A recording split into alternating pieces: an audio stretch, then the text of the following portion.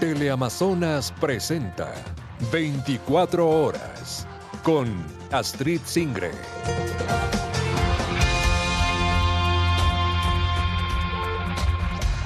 Amigos de todo el país, muy buenas noches y bienvenidos a la emisión estelar de este sábado 31 de enero de 2026.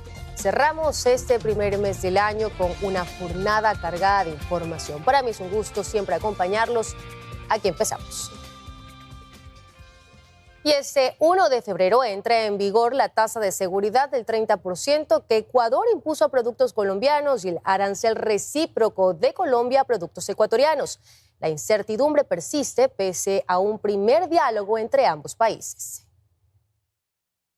Hace 10 días, el 21 de enero, el presidente Daniel Noboa anunció que a partir del 1 de febrero, el gobierno impondrá un arancel del 30% a los productos provenientes de Colombia. Según explicó, la medida responde a la falta de cooperación en la frontera común para combatir el narcotráfico y la minería ilegal. El 22 de enero, el gobierno colombiano reaccionó de inmediato y anunció un gravamen recíproco del 30% a 20 productos ecuatorianos. Ese mismo día, Colombia también suspendió la venta de electricidad a Ecuador, alegando soberanía energética y riesgos asociados al fenómeno del Niño. Ante estas medidas, el Ministerio de Ambiente y Energía de Ecuador respondió elevando de $3 a $30 la tarifa de transporte de crudo para usuarios extranjeros a través del oleoducto transecuatoriano, por donde Ecopetrol movilizaba su petróleo. La tensión entre ambos países se intensificó, alcanzando uno de sus momentos más delicados en los últimos años. El 27 de enero, el gobierno colombiano anunció que prepara un nuevo decreto para ampliar el arancel a otros productos. Durante el Foro Económico Internacional de América Latina y el Caribe, celebrado en Panamá los días 28 y 29 de enero, las miradas estaban puestas en un posible acercamiento entre los mandatarios Daniel Noboa y Gustavo Petro. Sin embargo, el presidente de Ecuador, Noboa, abandonó el foro de manera inesperada por asuntos de Estado y no hubo encuentro entre los jefes de gobierno. Aún así, la canciller de Ecuador, Gabriela Sommerfeld, y su homóloga colombiana Rosa Villavicencio sostuvieron el primer diálogo oficial tras el inicio de la crisis arancelaria. Todavía no existe acuerdo y vamos a dejar el tema que decante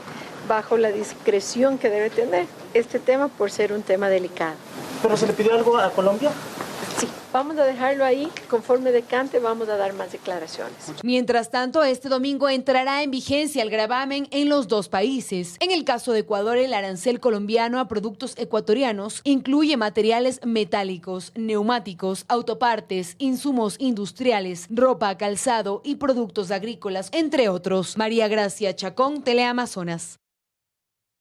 Y hasta el puente internacional de Rumichaca llegan decenas de tractomulas para el ingreso y salida de mercancías a pocas horas de la implementación de nuevas políticas comerciales con Colombia. Actualizamos ese tema con Jairo Jacome, quien nos tiene los detalles a esta hora de la noche. Jairo. Así es, ¿qué tal? Buenas noches. La tónica prácticamente ha sido la misma que toda esta semana. Grandes filas de tractomulas intentando cruzar la frontera para entregar la mercadería a las almaceneras antes de que entre en vigencia la tasa de seguridad y los aranceles impuestos por Colombia. El movimiento por el puente internacional de Rumichaca se incrementó desde tempranas horas. Centenares de tractomulas intentaron ganar tiempo para cruzar la frontera con destino a las almaceneras de Tulcán e Ipiales para descargar la mayor cantidad de mercadería antes del cambio de las políticas comerciales entre Ecuador y Colombia. Todos los horticas están todos tratando de pasar todo lo que se pueda ya, pues porque correctamente después vamos a quedar sin trabajo, se puede decir.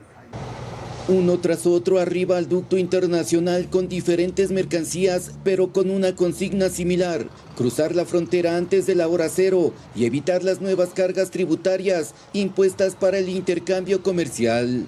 Claro, por eso es que todos los, tanto proveedores como los clientes de acá del Ecuador, pues están abasteciéndose para lo que más pueden para pues no pagar los impuestos que desde el lunes ya corren. El gobierno de Colombia anunció la imposición de un arancel del 30% al arroz ecuatoriano como medidas para proteger la producción nacional y dentro del denominado plan de choque que restringe totalmente el transporte terrestre del arroz ecuatoriano. Sabemos que existen muchos negocios aquí en la ciudad de Tulcán que tienen que ver con el arroz, por ejemplo, y con distintos productos que hoy están afectados y que pues los comerciantes no se van a quedar cruzados de brazos y van a buscar alternativas, y la alternativa pues obviamente más a la mano que ellos encuentran es el contrabando. La decisión responde a la tasa de seguridad del 30% adoptada por Ecuador sobre importaciones colombianas, modificando el tablero comercial para las dos naciones, con especial énfasis en la zona de integración fronteriza como la más afectada. Realmente nos afectaría en un 70%, creo yo, e inclusive podría obligarnos a cerrar nuestra actividad, ya que no tendríamos demanda de parte de los importadores ecuatorianos o exportadores colombianos de ocupar el servicio que nosotros brindamos. La incertidumbre aumenta por la cantidad de productos que limitarán su ingreso al territorio ecuatoriano por la tasa de seguridad, afectando al comercio, transporte y la cadena logística de la frontera, con cientos de familias que dependen de ella. Sí, pues nos quedaríamos totalmente sin trabajo aquí. Igualmente no podríamos llevar pues el sustento pues para nuestras familias. Las 8 almaceneras registradas en Tulcán están a tope de mercancías, apresuradas a nacionalizar su ingreso al país sin el 30% de la tasa de seguridad. Faltan prácticamente pocas horas para que entre en vigencia esta nueva política comercial entre Ecuador y Colombia, y la actividad continúa aquí en el límite fronterizo. Nosotros estaremos pendientes y por supuesto los tendremos informados oportunamente. Hasta entonces retornamos a estudios con más. Buenas noches. Buenas noches para ti también, Jairo, y cambiamos de tema. Un juez de garantías penales dictó prisión preventiva a 9 de los 10 implicados en el caso Jaque, entre ellos el director de la Agencia Nacional de Tránsito. La Fiscalía los procesa por presunta delincuencia organizada en la entidad. Esposados y encapuchados, los 10 detenidos del caso Jaque salieron la noche de este viernes de la unidad de flagrancia de la Fiscalía General del Estado en Quito. En un autobús blanco fueron trasladados al Complejo Judicial Norte. Allí, cerca de las 11:30 de la noche, se instaló la audiencia de formulación de cargos. Los implicados son funcionarios de la Agencia Nacional de Tránsito, entre ellos su director nacional, Pedro Abril. Fiscalía los acusa por delincuencia organizada. Se trataría de una estructura al interior de la entidad que gestionaba trámites vehiculares, como entregar licencias de conducir o asignar frecuencias a cambio de montos de entre $150 y $250. La audiencia se extendió hasta las 5 de la mañana de este sábado. Se reinstaló a mediodía de manera virtual y finalizó alrededor de las 3 de la tarde con la resolución de medidas cautelares para los implicados. 9 de ellos, incluido Pedro Abril, deberán cumplir con prisión preventiva, mientras la 10ª implicada tiene que presentarse periódicamente en fiscalía una vez a la semana y cuenta con prohibición de salida del país. No se resolvió retención de bienes. Finalizada esta diligencia, comienza la instrucción fiscal del caso,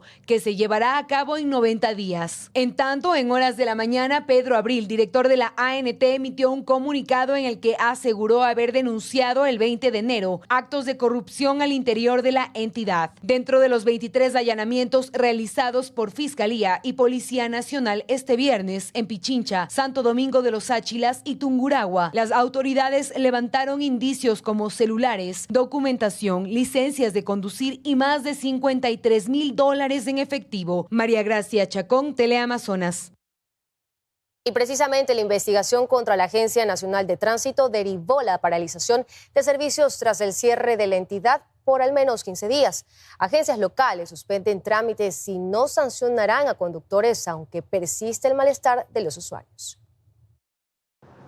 Con candados en las puertas y esta respuesta. Buenos días. La ANT y a nivel nacional está cerrado. Fue como decenas de ciudadanos se llevaron una sorpresa al llegar a la Agencia Nacional de Tránsito para realizar sus trámites. Debido al caso Jaque, en el que se investiga presunta delincuencia organizada, la entidad permanecerá cerrada. Según el ministro de Transporte, Roberto Luque, al menos 15 días, hasta que se haga una depuración. Con una posible postergación a 30 días. Es así como ciudadanos que tenían turnos en la ANT se fueron con las manos vacías. Tenía renovación de la licencia de la tipo A, pero me dicen que está cerrado. Igual asimismo toca reagendar lo que son los exámenes psicosométricos. No se puede pagar la matrícula, voy 6 meses sin poder pagar, pero me doy con la novedad que está cerrado. La suspensión de actividades en la Agencia Nacional de Tránsito también afecta la atención en las agencias locales. Este viernes, quienes acudieron a la Agencia Metropolitana de Tránsito en el Parque Bicentenario en Quito tampoco pudieron realizar sus trámites. Más tarde, la entidad municipal emitió un comunicado en el que informó que la revisión vehicular, la matriculación, la entrega de placas físicas y otros servicios quedaban suspendidos. Por su parte, la Autoridad de Tránsito y Movilidad de Guayaquil dispuso que los conductores con licencia vencida no sean sancionados, mientras la Agencia Nacional de Tránsito mantenga sus servicios paralizados. Así, la ciudadanía queda a la espera que la ANT retome sus actividades en 15 días y que su suspensión de servicios no se prolongue debido al caso Jaque, que ha puesto en duda la transparencia de los procesos de la entidad. María Gracia Chacón, Teleamazonas. Y frente a la investigación a una presunta red de corrupción en la Agencia Nacional de Tránsito, el presidente Daniel Noboa designó a Byron Franco Tutibén como su delegado ante el directorio de la entidad. Franco, actual viceministro de Servicios y Transporte, deberá participar en el nombramiento del nuevo director ejecutivo de la institución. Cambiamos de tema. El ex jefe de campaña del correísmo, Santiago Díaz, rindió versión en la Fiscalía de Quito por el caso Caja Chica. Allí confirmó que él trasladó dinero de Venezuela bajo pedido del expresidente Rafael Correa durante la campaña presidencial del 2023. Después de rendir su versión en la Fiscalía General del Estado en Quito, el asambleísta suspendido de la Revolución Ciudadana y procesado por violación a una menor de edad, Santiago Díaz Azque, mencionó que el país necesita un baño de verdad.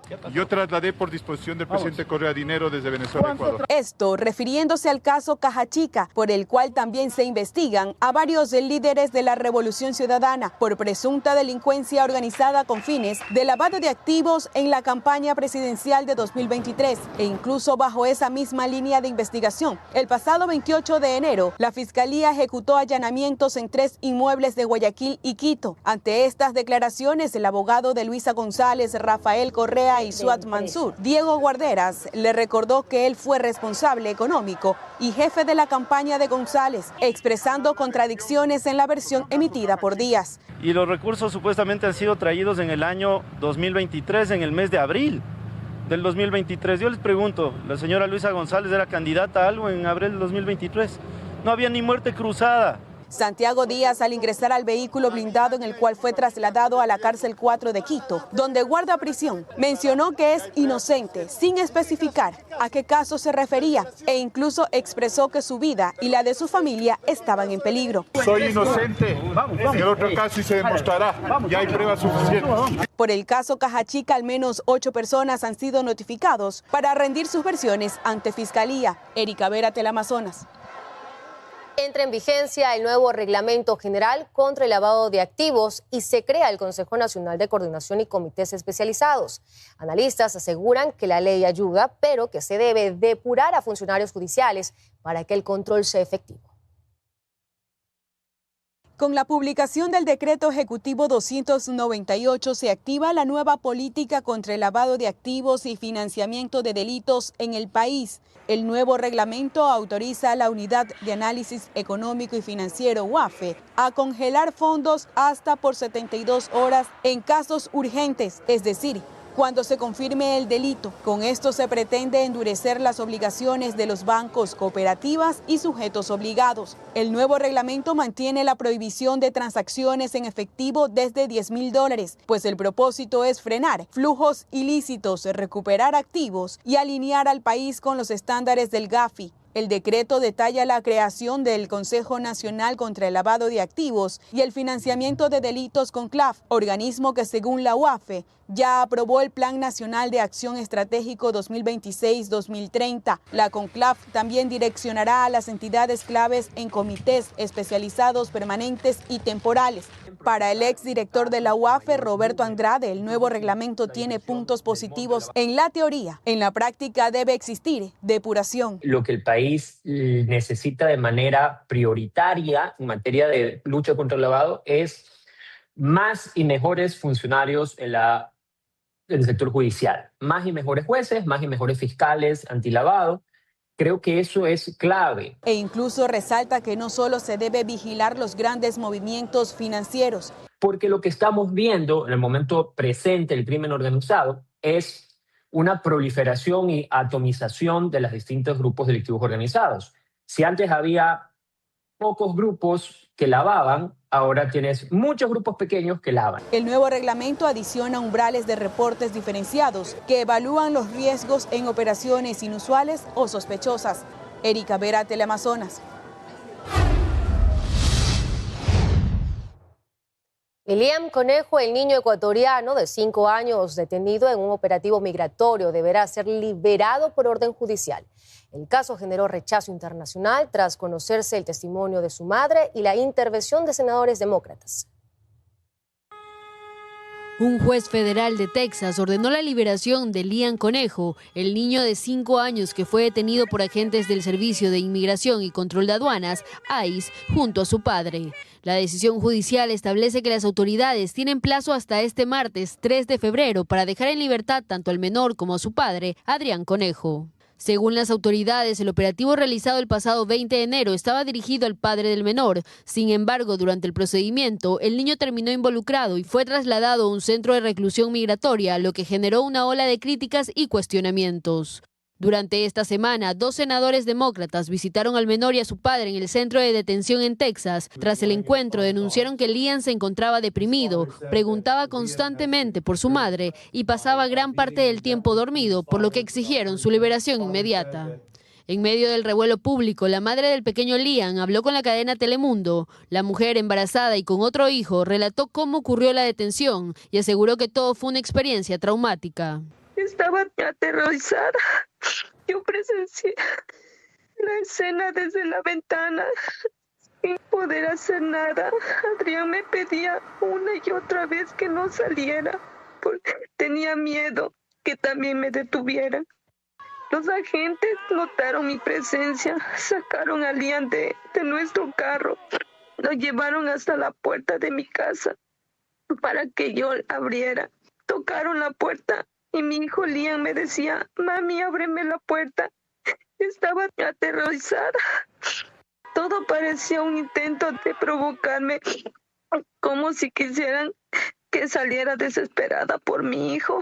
La madre explicó que ella y su esposo ingresaron legalmente a Estados Unidos en 2024 a través del programa CBP One, utilizado para ordenar la migración y presentar solicitudes de asilo de forma anticipada. Actualmente, un juzgado federal bloqueó la deportación de Liam y su padre, mientras analiza el fondo del caso, decisión que derivó a la orden de liberación emitida este sábado.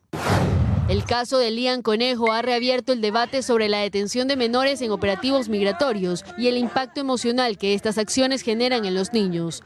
Ahora la atención está puesta en que la orden judicial se cumpla dentro del plazo establecido. Macarena Larrea, Teleamazonas. En este mismo contexto, una jueza estadounidense rechazó este sábado la solicitud del estado de Minnesota para obligar al Servicio de Inmigración y Control de Aduanas, ICE, a suspender sus redadas masivas en el estado. La decisión se da en medio de masivas protestas en Minneapolis en rechazo a estas prácticas y tras la muerte de 2 activistas baleados por agentes federales en operativos de inmigración. En tanto, el presidente Donald Trump instruyó a la secretaria de Seguridad Nacional, Kristi Noem, que no se participe en los disturbios, pero que se resguarde los edificios federales.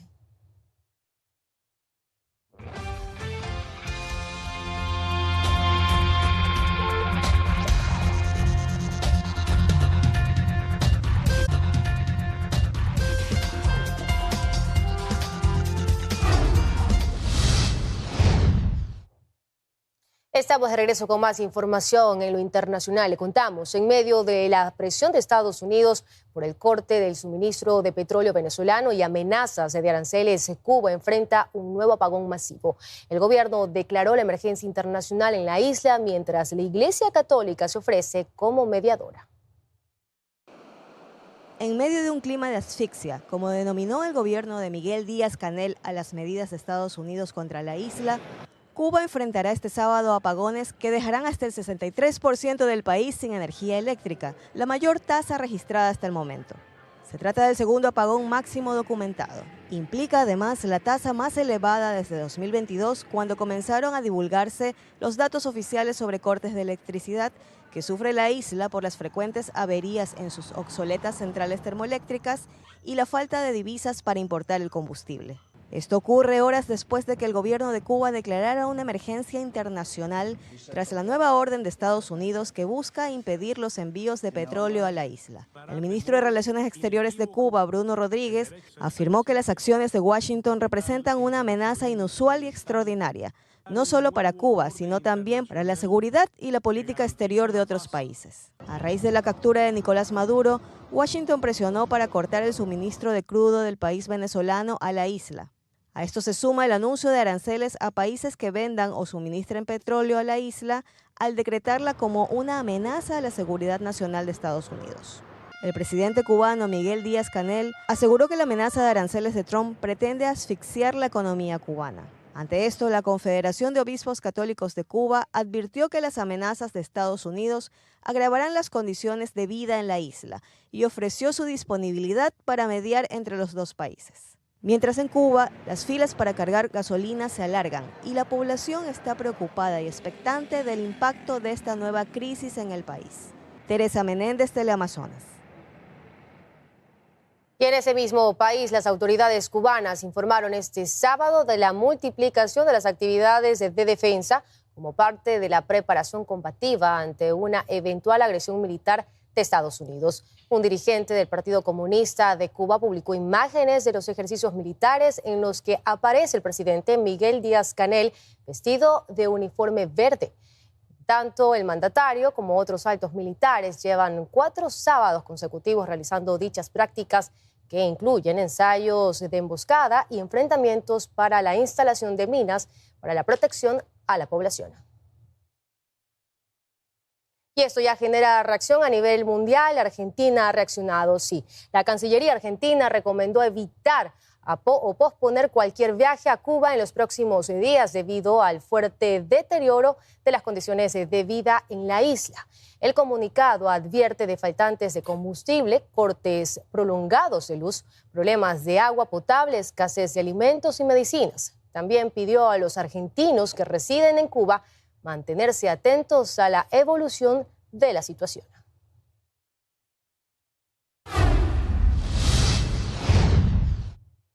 Regresamos a nuestro país y un ataque armado dejó 5 personas asesinadas en un club nocturno de la vía Durán Tambo en Guayas. Sujetos armados dispararon más de 20 veces contra los clientes y trabajadores del establecimiento. Un nuevo hecho violento sacude al cantón Durán. La noche de este viernes se registró un ataque armado en un nightclub ubicado en el kilómetro 7.5 de la vía Durán Tambo en la provincia del Guayas. Según el reporte de la Policía Nacional, 4 sujetos armados que se movilizaban en 2 motocicletas llegaron al lugar y abrieron fuego contra los clientes y el personal del establecimiento. En la escena se levantaron más de 20 indicios balísticos. Vamos a determinar cuál de las hipótesis corresponde, si es que tenían algún tipo de extorsión o amenaza en ese nightclub o existe algún otro tipo de condicionamiento para que se realice este tipo de ataque. El ataque dejó 5 personas asesinadas y varios heridos, quienes fueron trasladados a diferentes casas de salud. 5 personas, los mismos que unos no tienen relación entre los 5. Una de las personas, inclusive era una de las personas que trabajaba en el nightclub, cantaba en el nightclub. Y habían otras personas que llegaron a hacer uso del nightclub. Ante esta masacre, la Policía Nacional ejecutó la mañana de este sábado allanamientos en diferentes sectores del cantón ferroviario. Las motocicletas salen de aquí de Finca Delia e ingresan acá a Finca Delia, por eso estamos haciendo puerta por puerta, levantando lugar por lugar para poder dar con los señores. Los resultados están asomando, ya tenemos una de las motocicletas presumiblemente participantes. Este nuevo hecho se suma a las casi 100 muertes violentas reportadas en 2026 en Durán, uno de los cantones más golpeados por la inseguridad en la provincia del Guayas y que permanece en estado de excepción. Macarena Larrea, Teleamazonas. Y mientras Galápagos es visto como un destino natural a nivel mundial, los choneros lo usan como ruta del narcotráfico. En mar abierto, lejos de lo turístico, la organización criminal aparece vinculada a la pesca ilegal y el tráfico de combustible. Las autoridades confirman que los choneros están en Galápagos, no como residentes, sino como crimen organizado que opera en las rutas marítimas que rodean el archipiélago. Quien controla las rutas controla el poder. Galápagos no es solo un paraíso natural para el narcotráfico internacional, es un punto estratégico en el Pacífico. Las rutas que bordean las islas son usadas desde hace años para mover cocaína, desde Ecuador hacia Centroamérica, México y Estados Unidos. Lo que ellos se disputan son las terminales logísticas. El negocio está en la logística para llevar los precursores del sitio A al punto B. Galápagos es atractivo para esta organización criminal, primero por su ubicación geográfica. Sirve como referencia natural en alta mar y conecta rutas internacionales. Segundo, porque el negocio no necesita tocar tierra. Las entregas de droga, combustible y especies se hacen en mar abierto. Tercero, por el alto tránsito de flotas pesqueras, que permite camuflar embarcaciones ilegales y mover cargamentos sin levantar sospechas. Así llegaron los choneros, extendiendo su poder desde puertos de Manabí. Reclutaron pescadores, aseguraron embarcaciones y expandieron sus rutas hacia aguas cercanas al archipiélago. Galápagos quedó integrada al círculo criminal como eje estratégico del negocio. Las investigaciones confirman que las mismas rutas usadas para transportar cocaína se utilizan luego para pesca ilegal de tiburones y tráfico de combustible. Entre 2024 y 2025, autoridades ecuatorianas y guardacostas de Estados Unidos incautaron 27 toneladas de aletas de tiburón. En ambos casos, los tripulantes eran ecuatorianos. Que eso, si bien no es un mercado que para nosotros sea atractivo, pero para otro tipo de países es atractivo. Nosotros en Ecuador no consumimos aletas de tiburón. Entonces, ¿cuál es el país de destino de eso? Que son los países asiáticos. Y hay un dato que explica por qué Galápagos es tan codiciado. Más del 80 y hasta el 90% de la economía del crimen organizado se mueve por mar. Droga, especies y combustible circulan por el mismo corredor. Un doble o triple negocio que maximiza ganancias. Expertos advierten que los choneros dominan el narcotráfico marítimo ecuatoriano. Pagan entre $10,000 y $30,000 por viaje. Usan GPS, motores de alta velocidad y convierten el océano en su principal territorio. Catalina García, Teleamazonas. Y en Jaramillo, Manabí, familiares de 8 pescadores reportados como desaparecidos hace más de 10 días exigen a las autoridades se dupliquen las búsquedas. Según las declaraciones de 2 sobrevivientes, la embarcación en la que iba se habría incendiado. Un avión porque dicen que ya salió un barco, pero no dan la respuesta, no se sabe nada. Desesperados y preocupados se encuentran los familiares de 8 pescadores que salieron el pasado 13 de enero en la embarcación Fiorella desde el muelle de Jaramillo en Manabí para cumplir con sus labores de pesca. Familiares afirman que hasta el 20 de enero los tripulantes se comunicaron con ellos. Con los dueños de ahí para acá, ya el dueño me vino a avisar que ya está ahí, tuvo comunicaciones. Su angustia se agudizó cuando 2 pescadores regresaron el 22 de enero al puerto de Manta tras ser auxiliados por una embarcación a millas del lugar. Según las versiones por logística, el barco tomó rumbo al norte, mientras que la lancha en la que se encontraban ellos se desplazó al sur para cumplir con lo planificado, que era encontrarse en otro punto. Hecho que no ocurrió, pues a lo lejos los 2 pescadores vieron una columna de humo que presumiblemente era de la embarcación Fiorella. Dice que ha habido unos son lejos y si estaban lejos ellos, porque se regresaron a buscar barcos. Los familiares de Juan Alfredo Arcentales, Gabriel Mero Delgado, Jefferson Mero Cueva, Joel Valencia, Juan Carlos Valencia, José Mero Quijije, Brian Arcentales y Carlos Mendoza ya realizaron la denuncia en la Fiscalía de Manta y exigen a las autoridades que se agilice la búsqueda. Queremos que la búsqueda sea como quien dice profunda, que lo busquen por donde quiera para ver si ellos están anden a la deriva. Pues han transcurrido más de 10 días y desconocen el estado o situación de sus familiares. Erika Vera, Teleamazonas. Y cerca de 1 tonelada de droga fue incautada durante un operativo militar en la isla San Pedro del cantón San Lorenzo, provincia de Esmeraldas. 5 personas de nacionalidad colombiana fueron aprehendidas. Además, se halló una caleta con el estupefaciente, armas de fuego, municiones, celulares y dinero en efectivo. Según las Fuerzas Armadas, esta operación afecta a la economía criminal de grupos armados organizados en más de $25 millones.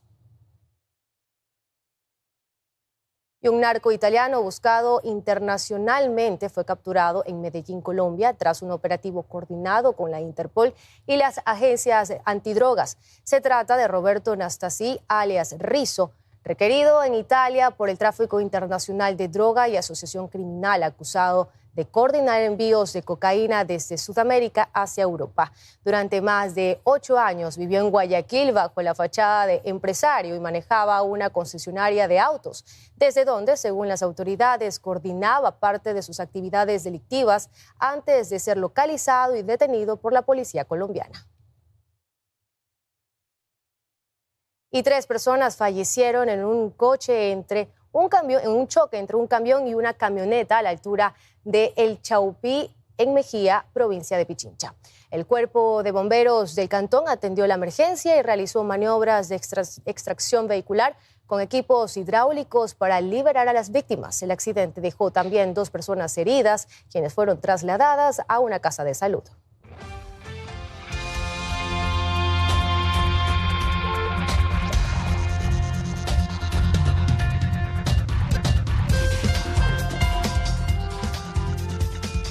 Amigos, estamos de regreso con más información. Gracias por seguir con nosotros. Le contamos, el presidente Daniel Noboa emprende un nuevo viaje oficial, esta vez a Emiratos Árabes Unidos.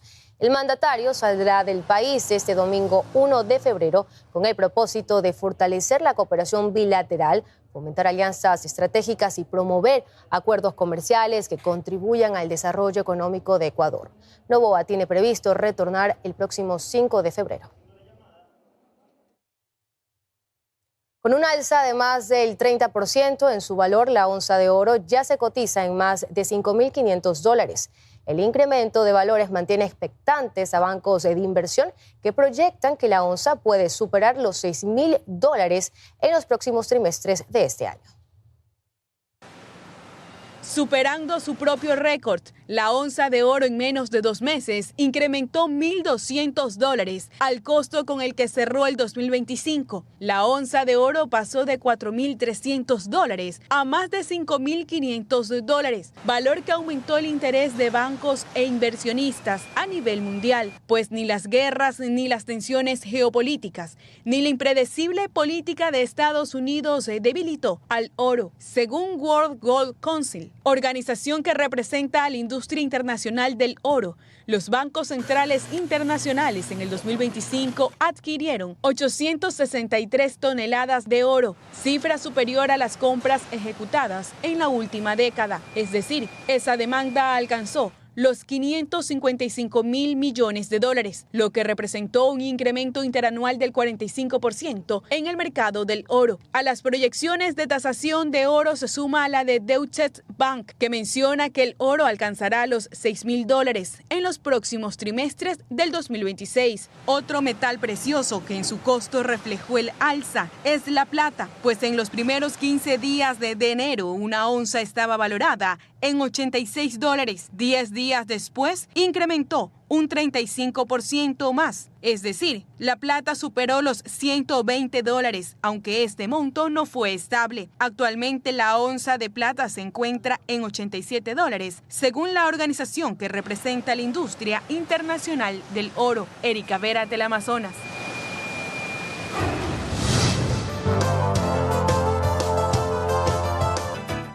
Regresamos a temas nacionales. En Cotopaxi, el cantón Saquicilí, conocido por la actividad comercial, en sus 7 plazas, lugares turísticos y gastronomía está de fiesta. Sus habitantes participaron en el desfile intercultural en honor a la Virgen del Quinche.